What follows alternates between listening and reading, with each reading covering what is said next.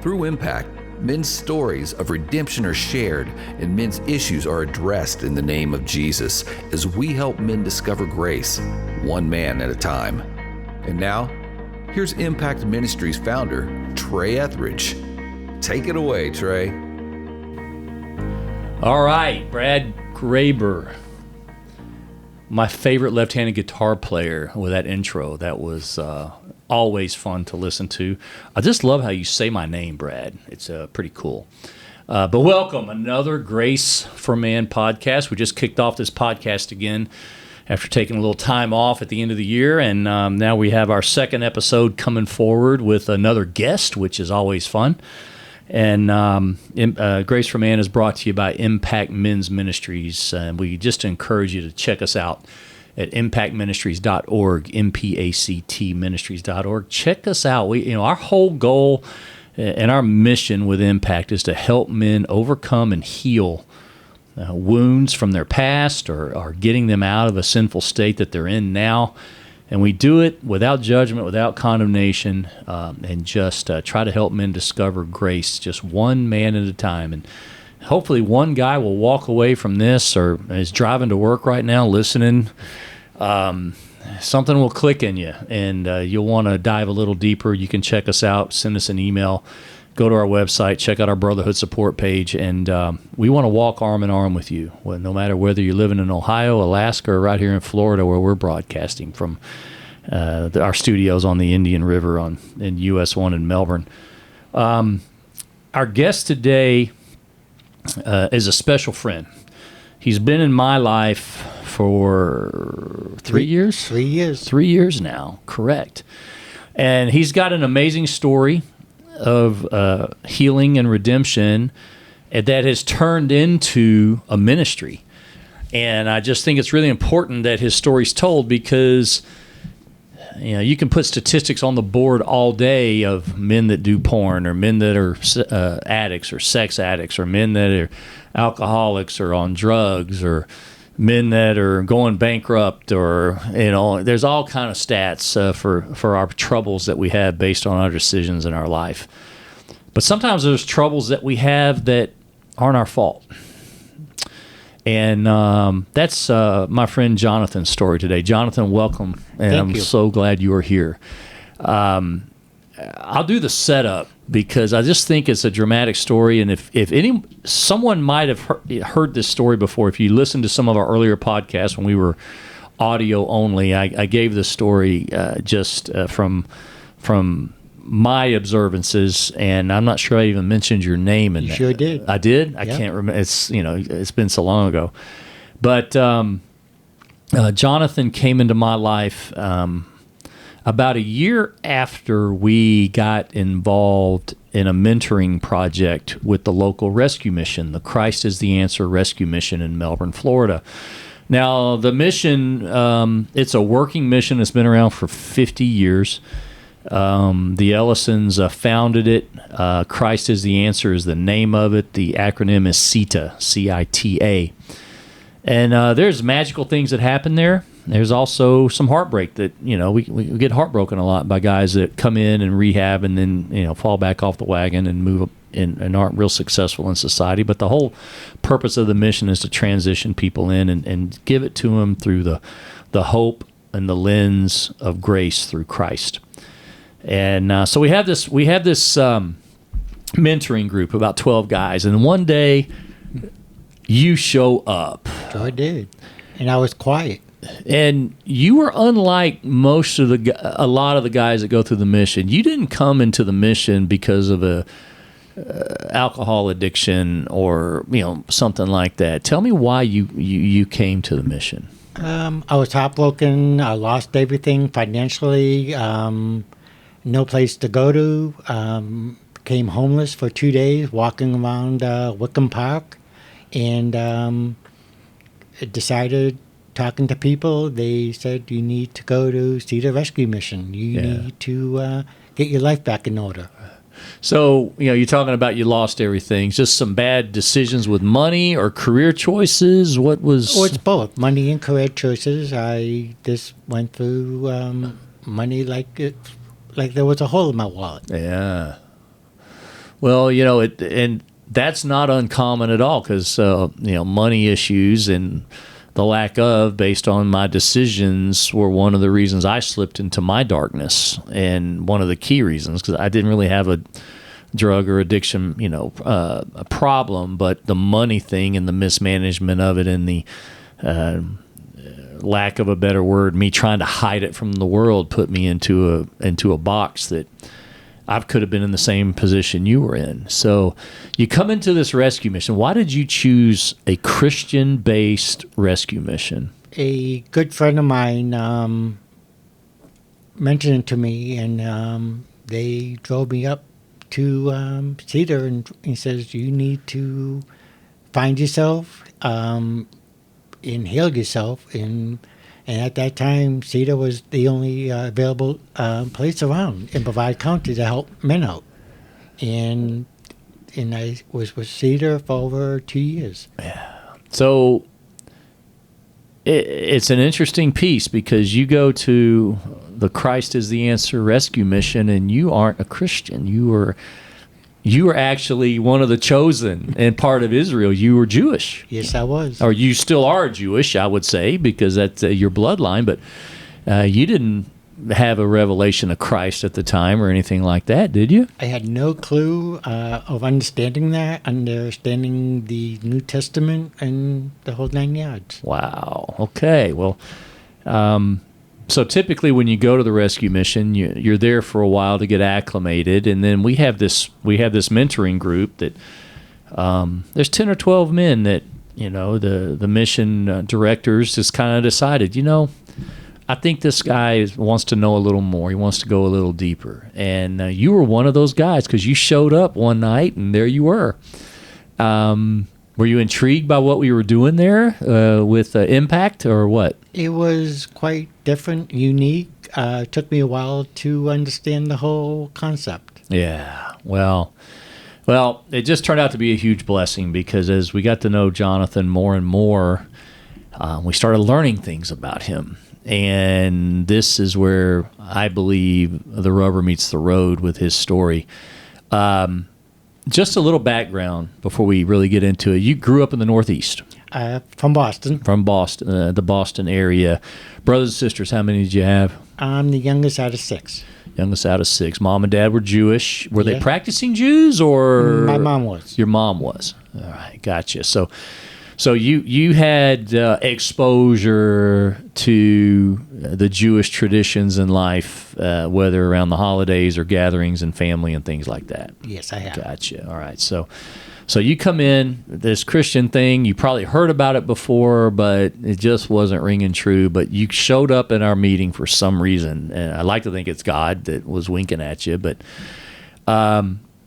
we started having a discussion. I'm not sure it was the first night you were there or another night, but we were talking about forgiveness. You remember that? Yes, I do. And I noticed during those sessions, you did not say one word. I was actually quiet of a couple of times on that word, forgiveness, because of my past. Gotcha. Well, it was interesting because I would keep looking at you, and I knew there was something going on inside of you, and you never really said much about it.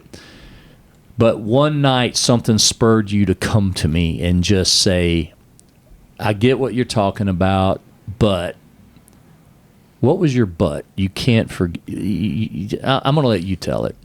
It was actually started off of when Buddy, the CEO of Cedar, talked to us on one Thursday night about the place he used to work for of a child that was sexually abused, and how he used the word forgiveness of helping that child.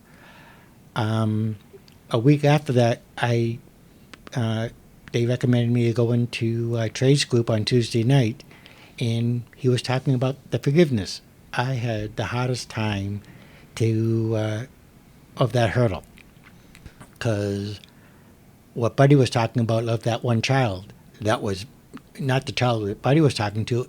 I was abused as a child, so I had learn and teach myself that one word, to forgive for my past.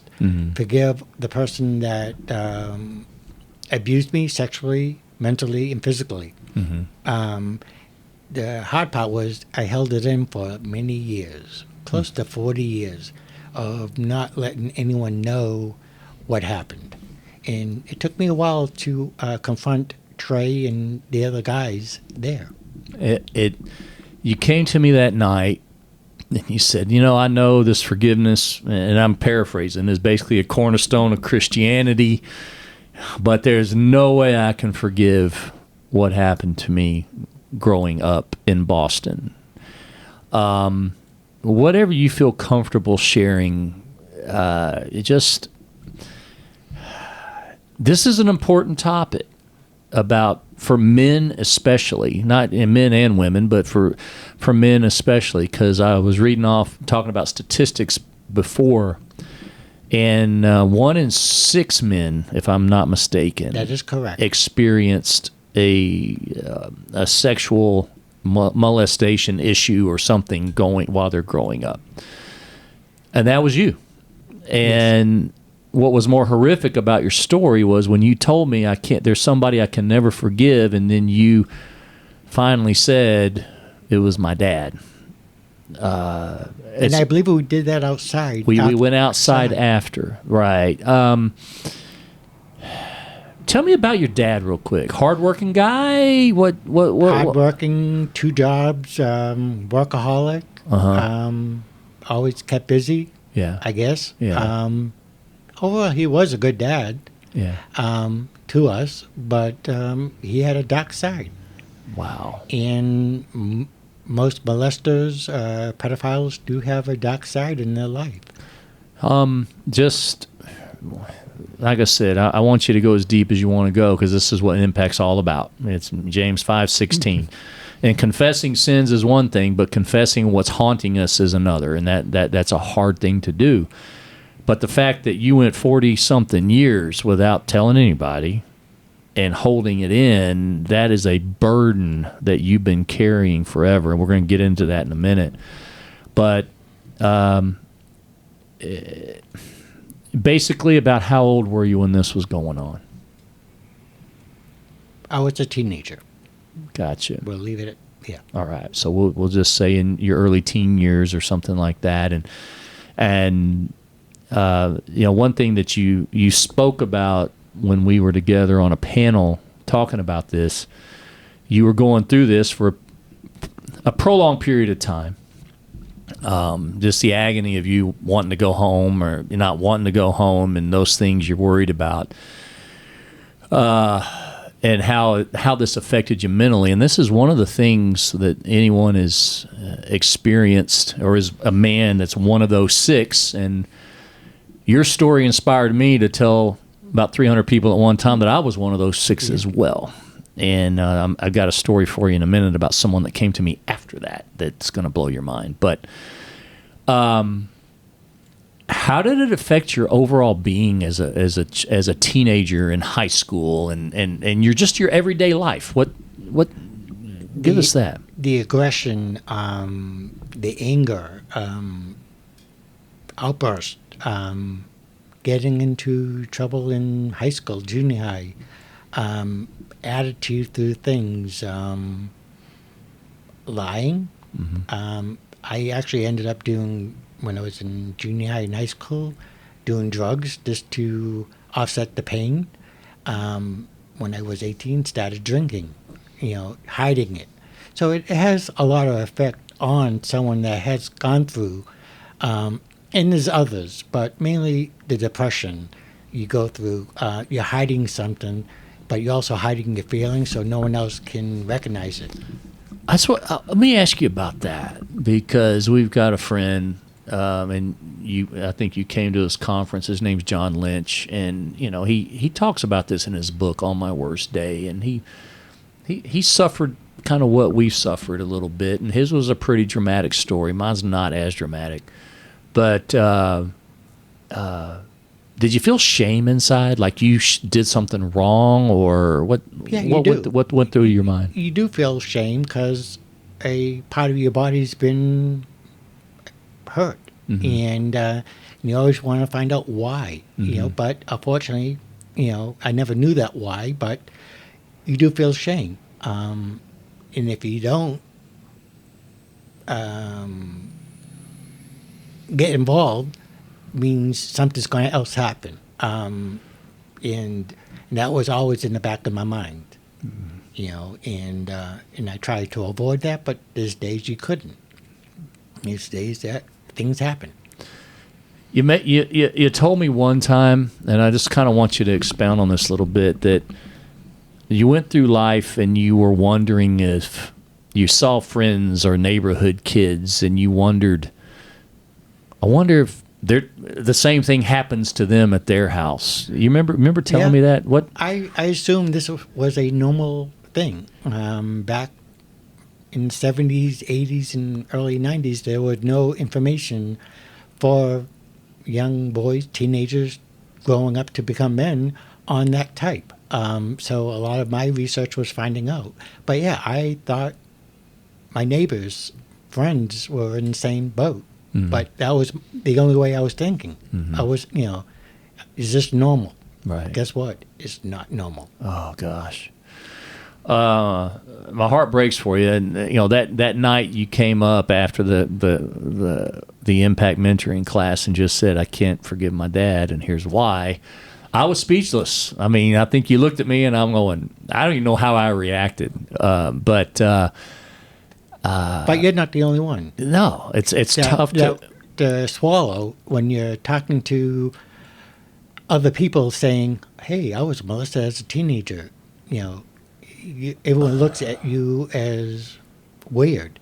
Right. Or you're crazy. Oh, this never happened. Right. You're lying.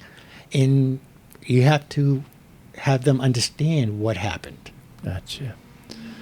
Well, like I said, my heart broke for you that night, but at the same time, just verbalizing what had happened to you, how many people had you told what you told me that night, do you think, in your life? In my life, about a handful. Just a handful. So you basically have bottled it up, and let's just bury it, and let's try to move forward and overcome. How did that type of handling of the problem affect you in your mind, just about sexuality? Did it skew how you thought, or was it? The Bible's really candid about sex, man, woman, and that. Was there ever confusion for you?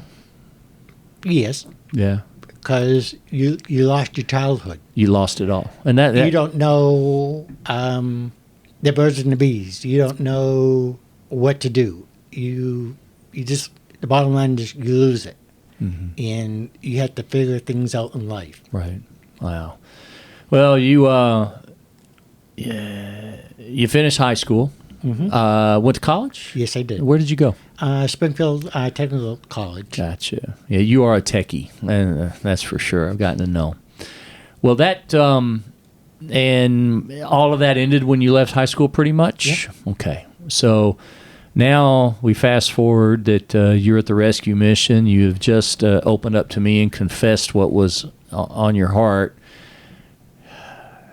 Talk to me after that, as far as your processing, being someone, number one, that's Jewish, coming to a Christian rescue mission. Number two, you're in a room full of strange guys, and we're talking about sharing our hearts with transparency, no condemnation, no judgment. It's not as important that we fix each other, but just as important that we don't have secrets. What was the next thing like for you? Going back, we have no secrets. I remember that one day you were going at our Tuesday night meeting around the 12 guys, and we all talked about something, about our past. And that was the first time I spoke in front of the 12 other guys about what happened. And I was amazed how supportive they were, because I threw them a curveball. It was a curveball. I was sitting in the side going, okay, is tonight the night? It's You gonna were saying happen. that for the last 3 weeks. I know. And Because a couple after those meetings, you go, nope, not ready yet. Not ready yet. And I just found in heart, talk to my brothers there at Cedar. And rule of thumb, whatever we talked about that Tuesday night stays in with the group. But, at the end, when we met outside, they all gave me a hug and saying, we encouraged you, we're proud of you. And that's because at one time, when I told my story, I used to cry. I used to bawl. And now I just have the freedom of talking to other men, and unfortunately, they're actually telling me their story. So, as someone in the 1 in 6 field, you got to be open and start talking about it. And that was a blessing. And then we decided, move forward in talking about other things. Right. So once you opened up and got that out, some things started happening inside your heart. And you started coming to the realization of some things about the mission and the founding principles of the mission. It's called Christ is the Answer. Did you feel like when you first opened up, and you first opened up, but you said, I still can't forgive him, right? But you don't, but it's a path on that. And what I liked about it is after I opened up and talking to Buddy, and at the time the chaplain Perry there, I was saved. Yeah. And it just opened my heart up even more, and then became baptized. Got baptized. Got baptized a few weeks later. Yeah, and it's amazing how things have changed through that path. We talk a lot about impact, and it's behind you on the screen. Discovering grace one man at a time. But you had that revelation that you needed Jesus. Yeah. How freeing was that for you? A lot. Yeah. Like I said, I can talk about it. I can basically preach about it to other men, and have them open up about their past. You, Trey, we end up talking several times. And, oh my gosh! And then suddenly, you opened up to me. You opened up about another person in life. Same thing, because we're all not alone in this terrible factor. Yeah, that's so true. And I'll never forget when I guess you sent me the text, and then someone from the mission sent me the text that you got baptized over the weekend. I was, I think I was out of town. I couldn't be there, but it just made my heart feel so full. And then after the baptism, I'm not sure how long after your baptism it was, a couple of weeks maybe, you texted me or you called me and asked me to meet you at the cemetery down the road. That's correct. Right? And I was like, what the heck? And I got Michael, our brother Michael Thomas, and I said something's going on with Jonathan, but I think I might need some. I might need some backup. He was just baptized, and he wants to go to the cemetery. Tell me about that.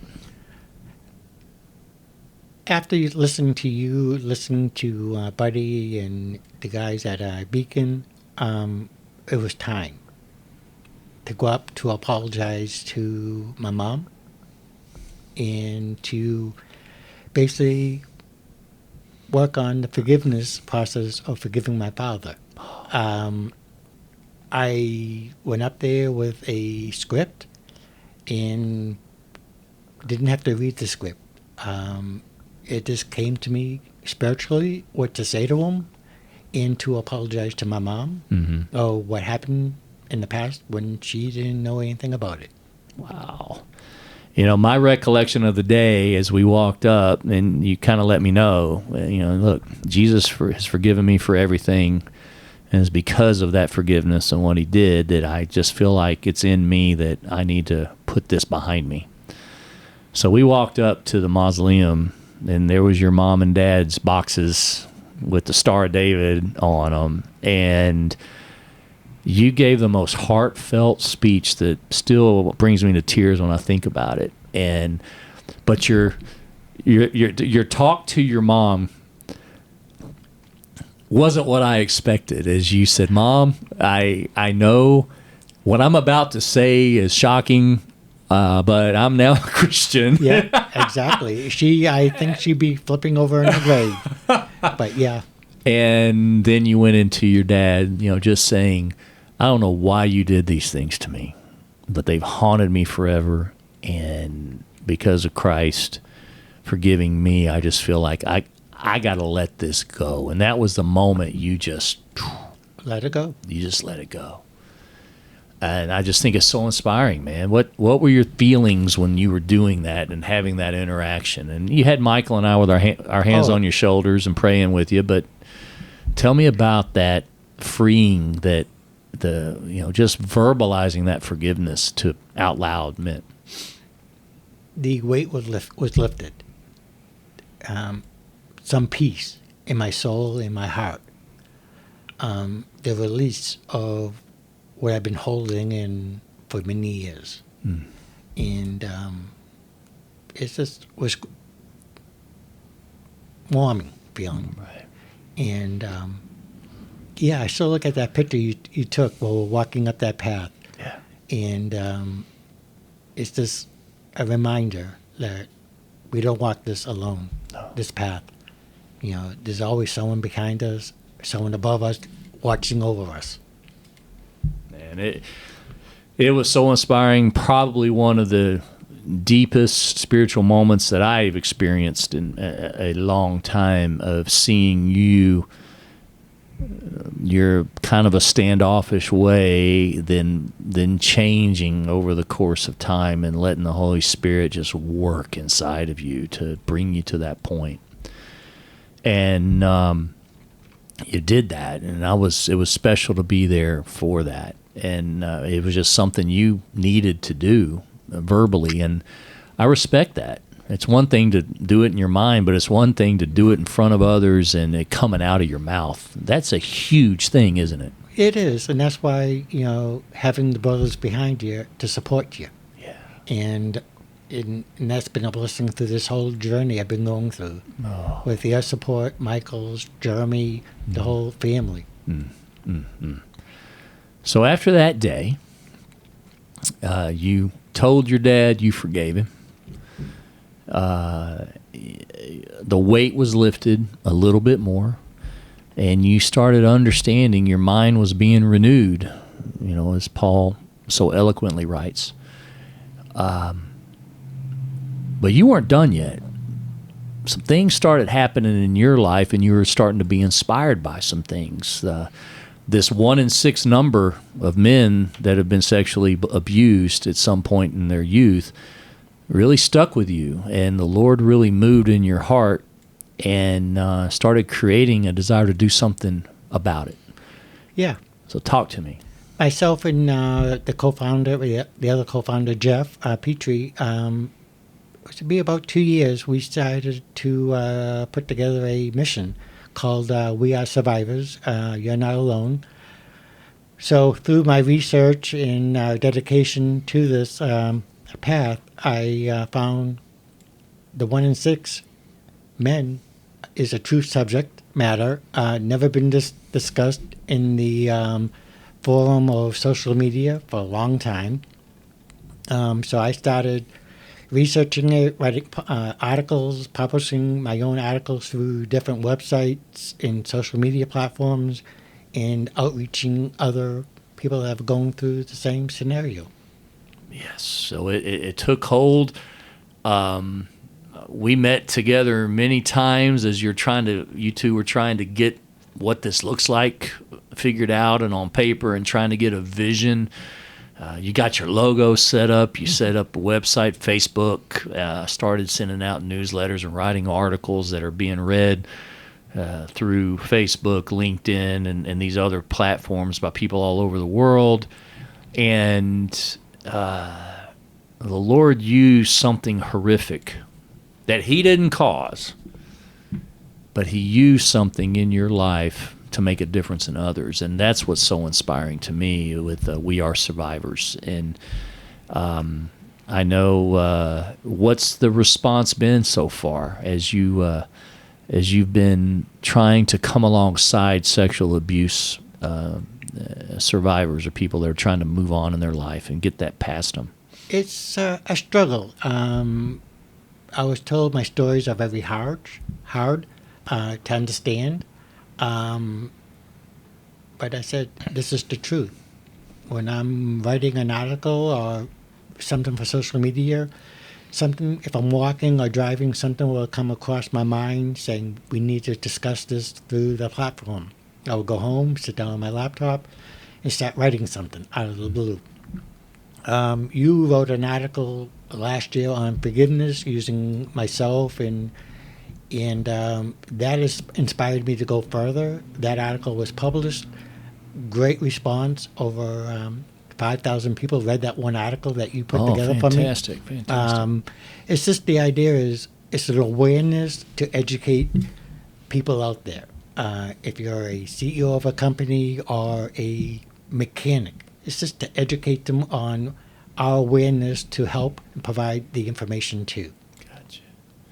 It's interesting if we ask someone, can you forgive the unforgivable? What happened to you, many people would say that's unforgivable, right? That's true. That the world would say that for sure.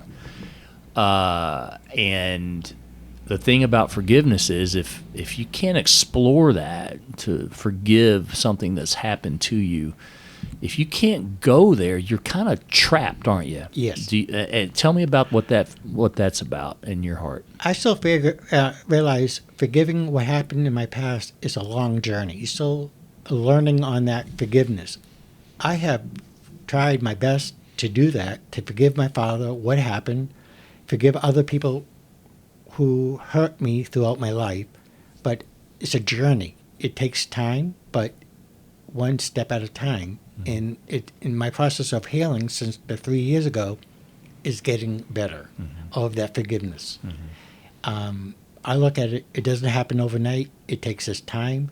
And I believe Jesus will walk into our lives and tells us, we're done. You have forgiven everyone in your past. It's time to move on. And, Jesus' forgiveness is as far as the east and the west, and it's forever. Right. So that's the process I'm learning. It's tough for us to get our minds around that, right? It sure is. Yeah. Wow. So you moved on from the rescue mission. You graduated. Yes. You moved on. You're back out. Hate to say out, but you're in society, and you got We Are Survivors. That's is your life, and you're working through that. I had you on stage with us last year for a thing on forgiveness, right. And I just thought your story was really important to be heard to the 300 or so men that were in the audience. But health issues. What's that? It was health issues on that time. Oh, yeah. It was September was. Yeah, but you were on the panel, and we were talking about forgiveness and letting go, and setting up the day. I was given those statistics. One out of so many men are addicted to porn, or one out of so many men are alcohol, or adulterers, or and went through that. And for some reason, with the topic of the day being forgiveness, I mentioned the stat 1 out of 6 men in this room. So if there's 300 men, there's 30-something men in this room. Yep. Were sexually molested in some way. And for some reason, the Lord put it on my heart to say, and I'm one of them. Now, my story isn't as dramatic as yours, and that's for another time. But the next week, I got a call from a man who we met for coffee, and this man was a little older than us, and he said something about the forgiveness message from the weekend and Jonathan's testimony, but just struck me. But that statistic about 1 in 6 men, that blows my mind. And I said, yeah. And he goes, because I'm one of them. Yeah. And we also had that one gentleman when we were doing the Q&A. Yeah. Pulled me off the side, and he was saying he was, and then on top of that, that his niece was being abused by a family member. Yeah. So it's there, and it needs to be addressed in so many ways. But for those that it's happened to, can't forgive that. Guess what? You did. Yeah. And it was only through the grace of God that he planted in your heart, number one, to realize your need for Jesus. And number two, realize that you're never going to be free until you can start releasing and realizing it's not your fault. And that's one thing so many abuse survivors have is, it was my fault somehow. Yeah. I could have done something. You were a kid, could have done something to prevent it. And I just applaud you for it. Thank you. Now, as you're moving forward with We Are Survivors, you got something pretty cool coming up in a couple of months. Why don't you tell us about April 20th? This is our April 20th. It's going to be held at City Church Space Coast in Palm Bay. It's a men's conference, empowering men on our word called forgiveness. And we'll love to have everyone come out. Online registration will be up and running in a couple of weeks. And be myself, the co-founder, Jeff Pigtree, Trey will be there, and Pastor David Fitzgerald. Gotcha. Yeah, so mark your calendars, guys. If you're in Brevard County, Florida, April 20th, 8 a.m. to 10 a.m. It's a breakfast. It's a free event, right? Free event. It's at City Church Space Coast. It's 344 Emerson Drive. Check out our website or check out our social media pages. We're going to have the registration on Impact as well as We Are Survivors. And We Are Survivors, you're on social. How else can we get a hold of you if you have someone that's struggling that might want to reach out to you, John? Yeah, you can reach me at info@wearesurvivors.life. Myself or Jeff will reach out to you, be mainly me. We also have a website, wearesurvivors.life. We'll have information up there. Our platform, like I said, is Facebook, LinkedIn, and Instagram. All those platforms will have our email address and a website. Gotcha. I know this is also branched off into... you're really involved with the anti-sex trafficking piece as well. Yes, I am. And that's a big thing. And the reason why I bring that up is because Impact has our next major event with someone that's near and dear to their heart, to his and his wife's heart, and that's Tim Tebow. And Tim is going to be joining us here in Melbourne, Florida, at the King Center. For the Grace for the Family experience, and that organization that we work with locally is going to be one of our organizations we're trying to raise some money for. It's June 13th in correspondence with Father's Day weekend. It's a celebration of fathers, but we're really going to be focusing on the importance of men knowing their Christian identity for the sake of their families. And to me, that's one of the biggest problems we have in our country today is the spiritual leadership that's happening in our families. We have so many broken homes, so many kids that are growing up without a father figure in their life. So we're going to be having that Thursday night, just a celebration of the American family through the lens of Christ and how he affects everything we do and how he can change who we are, just like he changed you. Yes. And so you can go to kingcenter.com to get those tickets. And check it out on our Facebook page or our website. You can go there as well.